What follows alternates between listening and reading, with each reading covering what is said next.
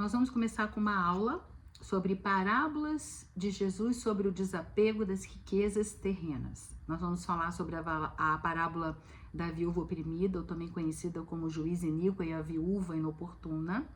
Nós vamos falar sobre a parábola do rico e Lázaro, ou também conhecida como rico e mendigo, e a parábola do administrador infiel ou mordomo infiel.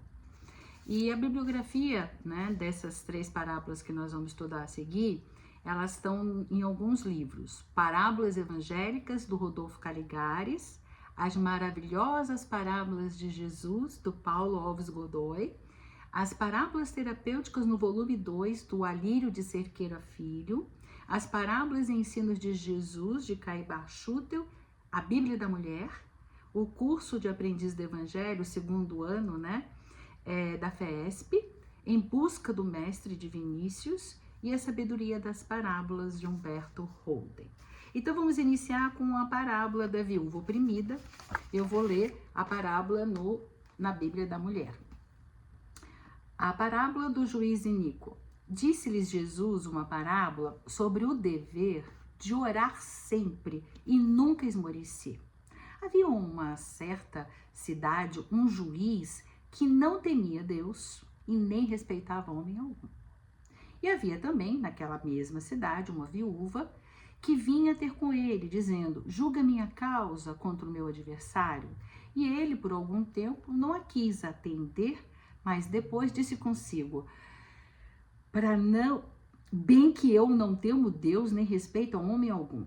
Todavia, como essa viúva me importuna, julgarei a sua causa, para não suceder que por fim venha a molestar-me. Então disse o Senhor: considerai no que diz este juiz iníquo. É Jesus falando, Não fará Deus justiça aos seus escolhidos, que a ele clamam dia e noite, embora pareça demorado em defendê-los? Digo-vos que, depressa, lhes fará justiça. Contudo, quando vier o Filho do Homem, achará porventura fé na terra? Muito bem. Então vamos lá. Jesus nos leva a confiar na justiça divina, Tem até um refrão popular que diz assim: ela tarda, mas não falha. Se mesmo homens iníquos, diz o Rodolfo Caligares no Parábolas Evangélicas, lá na página 116, ele diz: se mesmo homens iníquos, ou seja, maldosos, perversos, insensíveis aos direitos do próximo e indiferentes à moral, como o juiz da parábola, não resiste ao assédio daqueles que batem a porta com insistência e, para se verem livres dessa importunação, acabam revelando-lhes as questões, resolvendo-lhes as questões, pergunta ao Rodolfo Caligares: como poderia Deus, que é perfeição absoluta, deixar de atender os nossos justas reclamações e solicitações? Ele, que não é indiferente sequer à sorte de uma ave no céu, que tudo sabe, tudo pode e tanto nos ama, negligenciaria a respeito dos nossos legítimos interesses, deixando-nos, será que ele deixar-nos-ia, diz Rodolfo Caligares, sofrer qualquer injustiça, a mínima que fosse?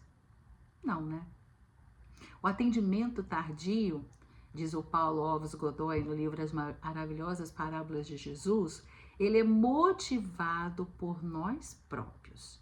Pois quem estiver amealhado de bens espirituais ou acumulado um tesouro nos céus, poderá desfrutar dos benefícios desse tesouro sem tardança.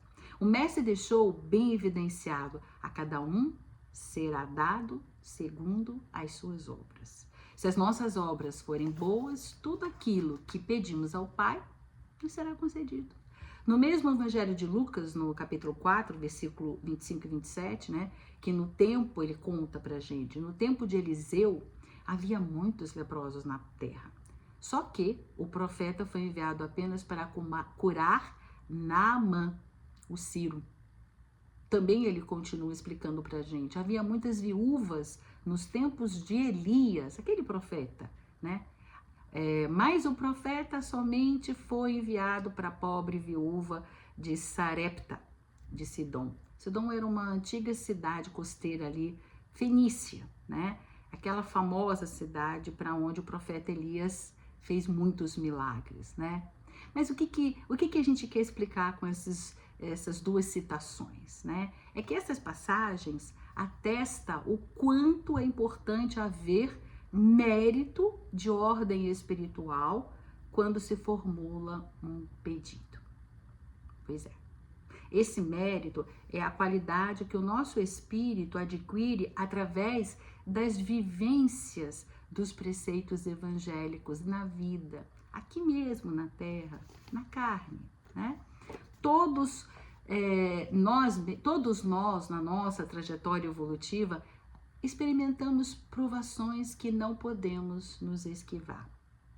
Está lá em Mateus 5:26, Jesus que fala: dali não sairá enquanto não houver resgatado o último sentiu. Né? As preces, então, serão sempre para nos dar forças, sustentação, nunca para alterar os processos expiatórios, né? A gente tem uma frase do Dr. Inácio Ferreira que diz assim: ninguém sofre um minuto a mais que não seja para proveito próprio. E o mestre mesmo nos diz: meu jugo é suave.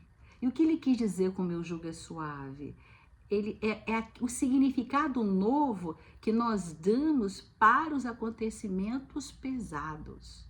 A leveza, quando Jesus fala o meu jugo é suave, a leveza não é a ausência do peso, e sim a capacidade de levar o peso.